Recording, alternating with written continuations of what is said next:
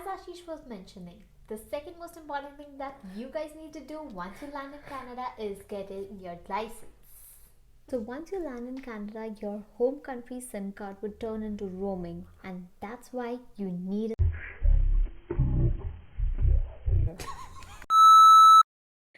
Hi everybody, this is Divs. This is Ash. If you guys are watching our channel for the first time, please do subscribe us and don't forget to hit the bell icon. And don't worry, this is just our beginning, so you have not missed much.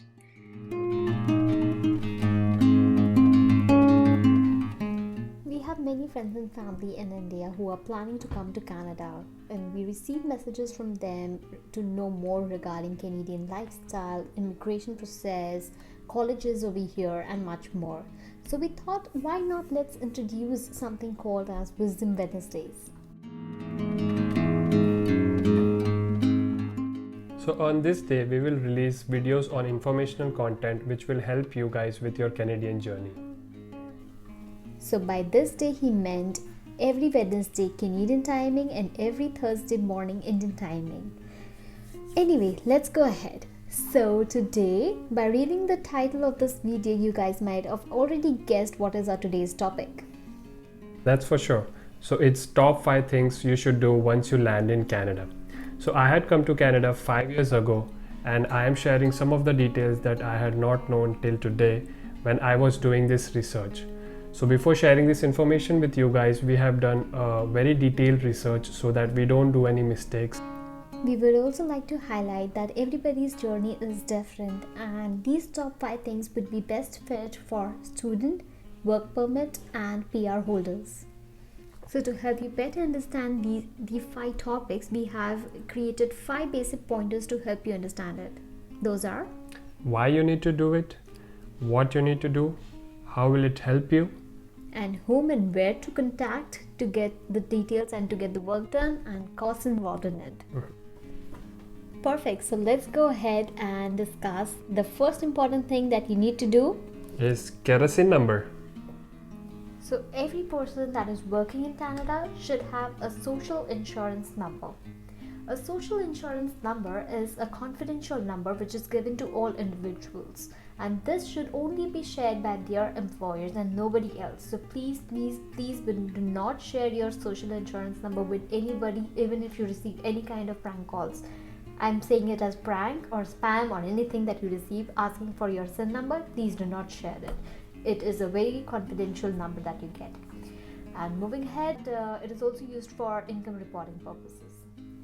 The SIN number is helpful for 2 major reasons. Firstly, it would help you with income tax purposes, and secondly, if you legally want to work in Canada, you need a social insurance number, as all legit companies in Canada recruit employees who their social insurance number. So as Divs has mentioned that you need a valid social insurance number in Canada. So how do you check the validity of your SIN number? So this is a very important detail that I did not know until today when I was researching for this content. So I will just put a diagram, a chart over here, and you will see the calculation. It's as per the Loon's algorithm that you can check the validity of a serial number. So basically you will have to multiply your SIN number every second digit by 2, and the number that you get should be divisible by 10. If it is not divisible by 10, then your SIN number is not valid. Do check it. Here's the chart. So there are 2 ways to apply for your SIN number. You can either apply online or you can apply offline. So online is a new process that Canadian government has introduced last year during the COVID period. So when you apply online for your SIN number, you would need your primary document, your secondary document, and a proof of address. The only difference between applying online and offline is when you apply for offline, you would not need a proof of address. So what would a primary document involve? So if you are landing as a PR, it would be your COPR or your record of landing. And if you are a student or landing as a worker, then it would be a study permit or a work permit. And what would a secondary document include? So it would be either a Canadian government issued ID like a driver's license, or in most of the cases it would be a foreign national passport, since you are a new immigrant in Canada. So in most of the cases it would be a passport. So back in September 2020. Yeah, 2020 is when I landed. Okay. So back in September 2020, when Divs had landed in Canada, it was newly introduced the process which was applying online for the SIN number, and which we did. So we had the primary document, we had the secondary document, but for the proof of address, we did not had any for Divya. So we actually uploaded our lease agreement, but what happened was they did not accept that lease agreement, and we actually ended up booking an appointment with Service Canada. So we actually had to go there and apply for the SIN number. So it is very important that you also get proof of address over here. So in Divya's case, it was a lease agreement which was not accepted. So which brings to our third point, getting a G1 license, which is a Canadian issued driver's license, and it also acts as a proof of address over here in Canada. So, good news, there is no cost involved in getting a SIN number. It's just that you have got a valid study permit, work permit, PR, and so on and so forth, so that you can get a valid SIN number. So the second most important thing that you guys need to do once you land in Canada is get your license. License is very important, as Ashish was mentioning earlier, that because it acts as a legal proof of address. And this we had learned it last year, and you guys should learn it from us. So do get your license first thing once you land. Winters are very harsh in Canada, and the basic mode of commuting over here is cars. Unlike other countries, the public transport is not that great over here, and it takes longer than normal to reach to the destination. Hence, someday you all would need to buy your cars and drive at your favorite places, because you cannot commute by bus, especially in winters. The second important reason that how will it be helpful to you guys is because if you are a new driver and you have never got a license in your home country and you are taking a license for the first time ever, then you have to wait for 12 months to apply for your G2 license. So if you just applied once you landed, then your 12 months wait period would be over by your first year end in Canada. So that would be a plus point for you. Secondly, if you want to even shorten it, so many of you might want to know that how you can shorten it. So just for your knowledge, so you can shorten this wait period to 8 months by passing a government approved driver's education course.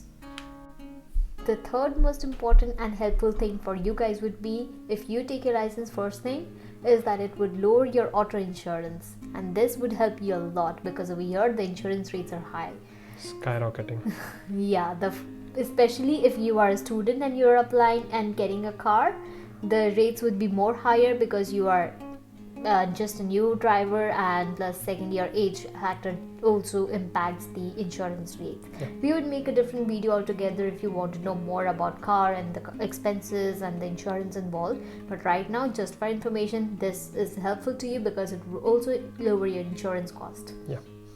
So you need to just study and study, because you need to pass the G1 test, which is a computer-based MCQ test, and it would have two sections. That first section would be the rules and the second would be traffic signals, and you need to pass in both the sections to get your G1 license. And the passing score is 80%. It's tough one. It's 20 questions each in both the exams. And the traffic signals is a bit easier, but the rules is a bit tricky because you need to know each and every rule perfectly. Yeah. And from a personal point of view, I had attempted it last year, as I got this license proof, as I had also got this license proof, and I had failed around twice. Yeah, twice. Oh yeah, that was not that great. Even I failed twice, so that's okay. Twice? You failed once. Yeah, I'm sorry, once. I had failed twice. No, once. But that's okay. At the end, got that correct. And yeah, it's 80%, so it gets tougher there. So just study and attempt it. The attempt charges would be mentioned below in the comments detail section, and also few links we are mentioning over there for your preparation, few apps, few pages where you can go and prepare yourself with the rules and traffic signals of Canada. So to get a G1 license, you don't need to apply online or book an appointment. You can just directly go to Service Ontario and you can stand in the queue outside or in there, and you can apply for your G1 license. So the cost involved in getting your G1 license is $158.25. So basically it would cover your G1 license as well as your G2 license. Because when you apply for your G2 license, you have to apply it online, and when you basically check out from there, you will not have to pay anything because you already paid when you were applying for your G1 license.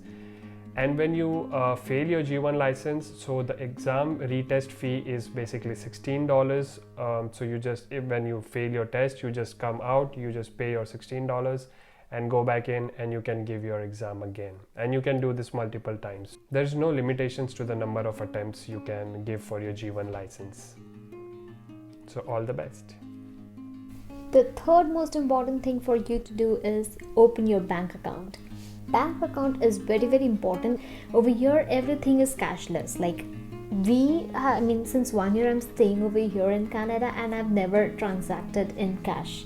Everything over here is done through card, and hence it is very, very important that you have your card in hand, or either you can do an interact. Even for paying your rent, your landlords might accept the first month in cash, but later on you obviously need to do an interact with them. So hence it's very, very important that as soon as you land, within the first week or two, you should get your bank account in line and get your cards in place so that you can then transact accordingly.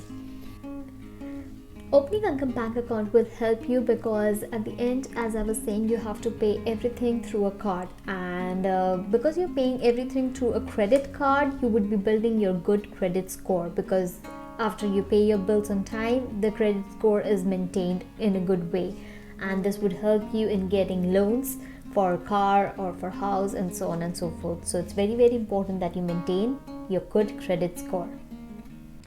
So for students who are landing here and when they open a bank account, so basically what you do is you open a GIC account when you are in India.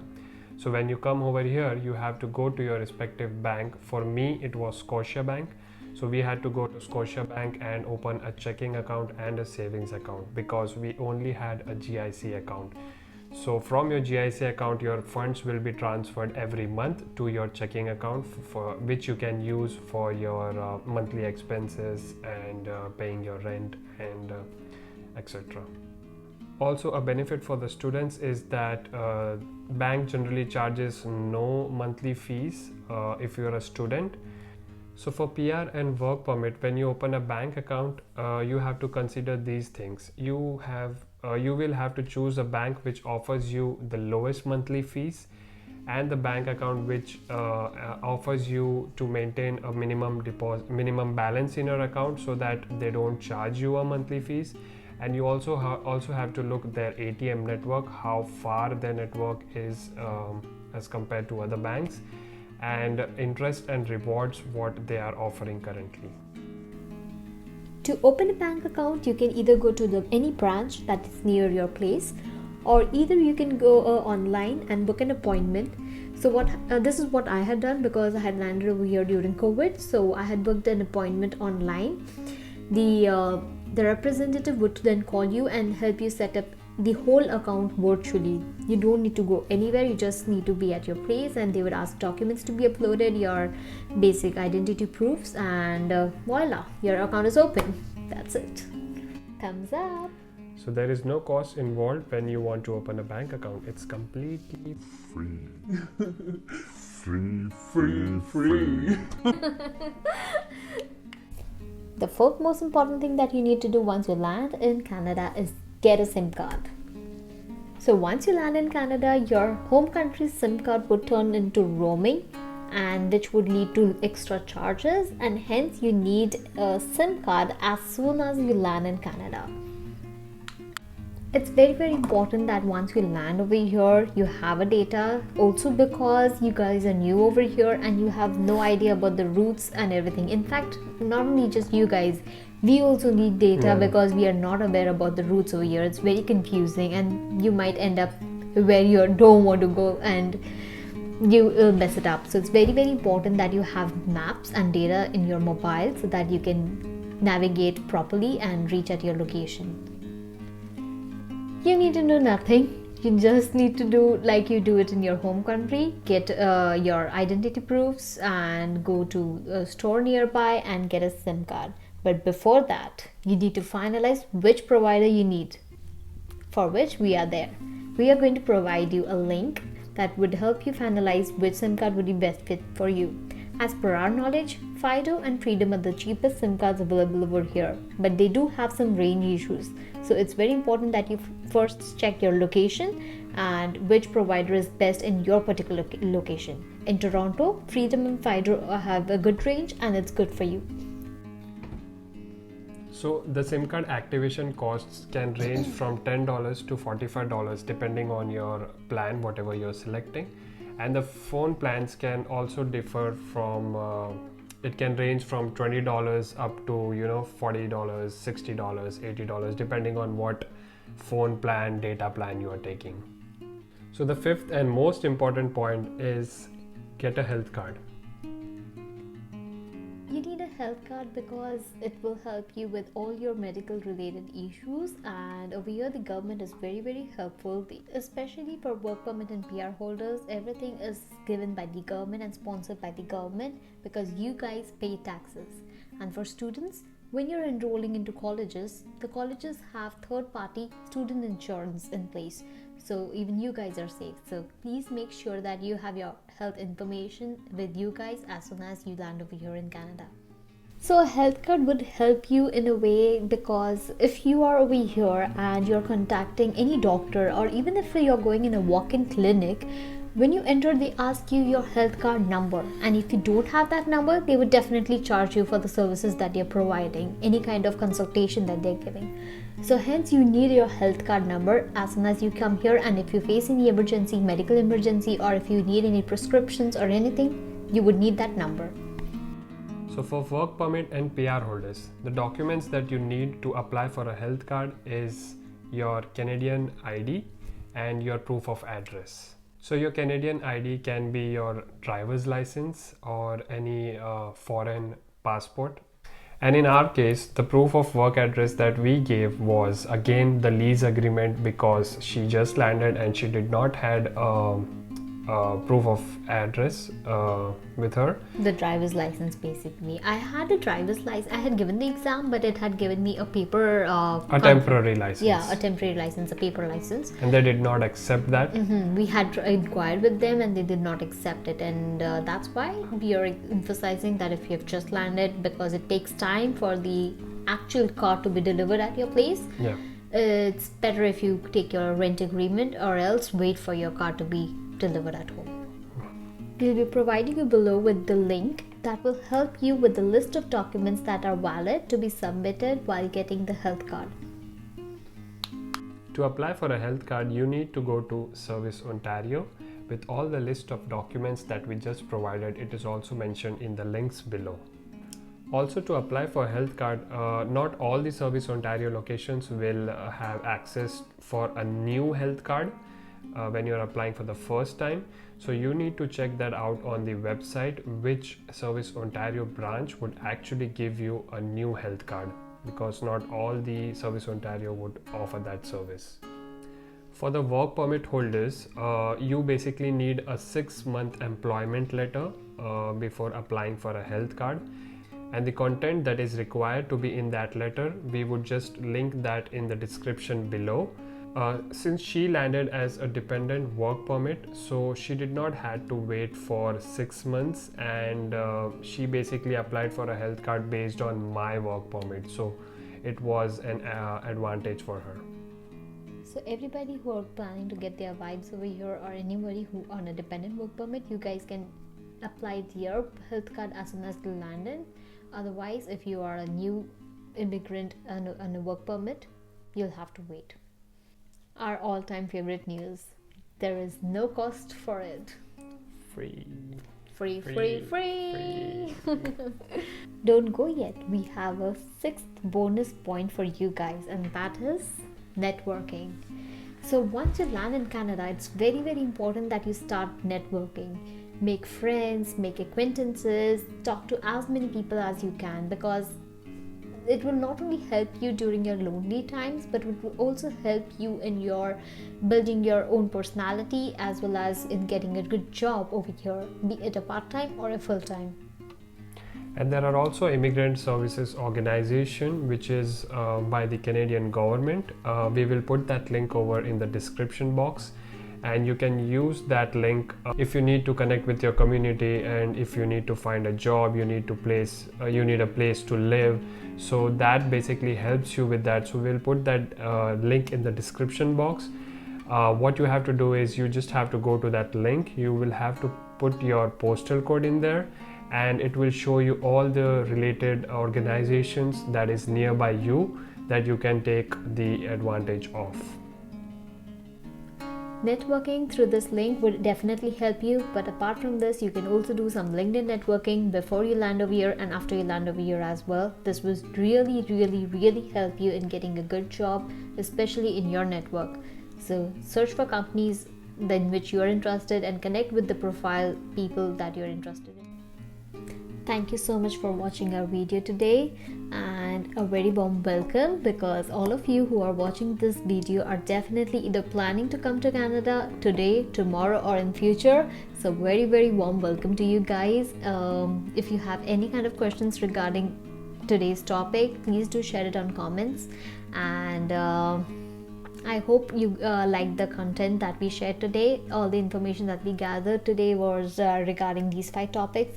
If you need any more information from us, do let us know about your suggestions that you want to know more about Canada or your lifestyle or anything else. We would definitely love to share that with you. If you want more information videos such as this, please do let us know in the comment box below, and we'll try to make more videos like this, which will help you with your journey in Canada. Do like, share and subscribe to our videos, and don't forget to hit the bell icon. We really love that you guys are watching our videos, and we are getting motivated by your comments as well. So thank you so much. Toodles. Toodles.